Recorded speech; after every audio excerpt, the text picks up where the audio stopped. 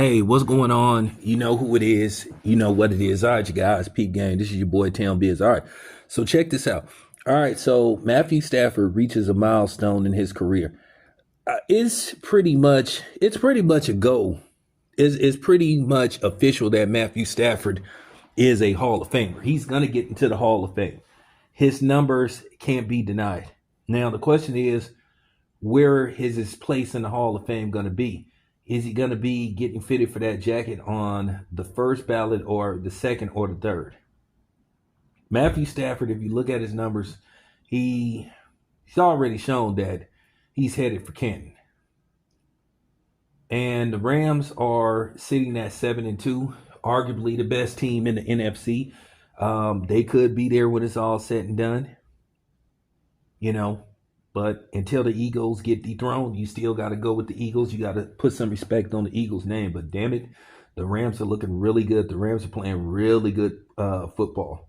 Solid, very solid on offense, with Matthew Stafford having two reliable receivers in Devontae Adams and Pachua. Is that his name? Sorry if I butchered his name. So Matthew Stafford has, receivers to throw to. And like I said, they're very good on offense. I don't know where they're ranked as far as offense go in the league, but the Rams can put up 30 against anybody. And that's pretty much it. And then, like I said, they're very solid on defense. They don't play stagnant defense, but they're very good on defense. And that was shown in the game versus the 49ers.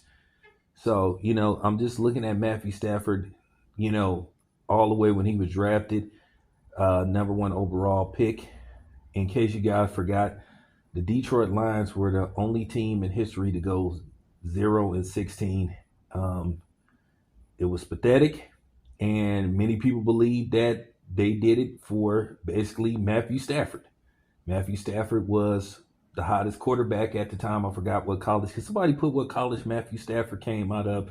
I don't feel like looking it up. Yeah, I'm being a little lazy, but I'm freestyling. I'm freestyling this video.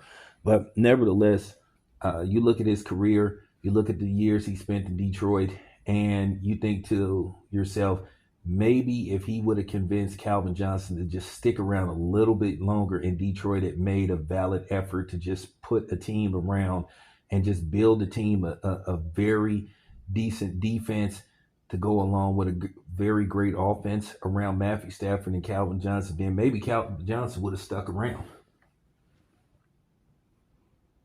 But, everybody knows Calvin Johnson prematurely retired.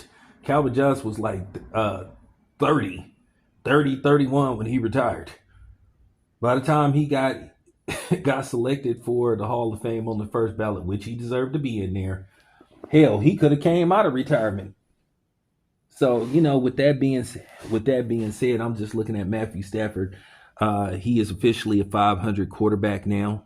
With the win over the 49ers, he is 115-115 with one tie as a starting quarterback. So he has a even 500 record.